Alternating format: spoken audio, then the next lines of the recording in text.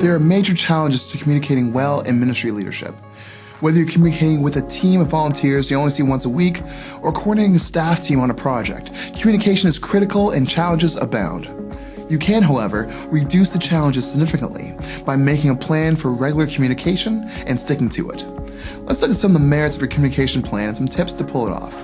Scheduled communication has a ton of upsides. It makes your life easier. It keeps your workload organized. It helps you plan for other ministry needs. Your team will have less uncertainty. Each person will know when to expect communication and be ready for it. And you can craft messages that are properly repetitive and spaced out, so they're not too annoying for your recipients. All in all, you'll be a better leader and your life will be less cluttered and more organized. Everyone wins. How do you schedule communication?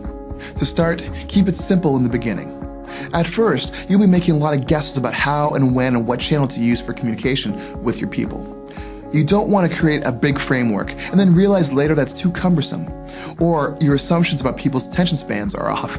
Keeping a communication schedule simple means choosing between 2 and 4 times each week to proactively communicate with your team in bulk. Setting your schedule to only once per week is too seldom and doesn't allow for necessary repetition of your message. Repetition will help people really understand your message, so you want to create that opportunity.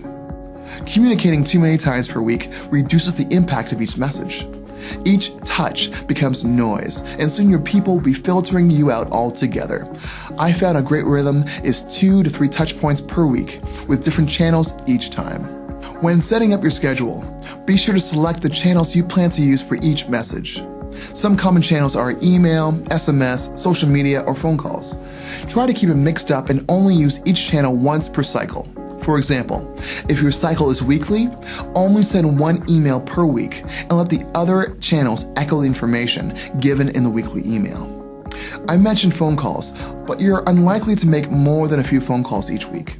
The old school concept of the phone tree is still pretty effective. People answer the phone when it rings, and when they hear a familiar voice, they're likely to listen to the whole message. Just remember to keep it short and friendly.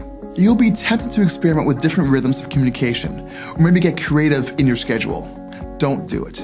Stick with your plan and only make very small tweaks if you find that engagement is low. Consistency is more for your people than for you. And while consistency helps you plan easier, it's even more helpful for your people to have their expectations met about when and how you'll be communicating. It builds trust and confidence when your messages are delivered predictably. Surprising your people with ill-timed messages isn't going to increase your effectiveness, so stick to the plan. Finally, don't be worried that your rhythm is boring.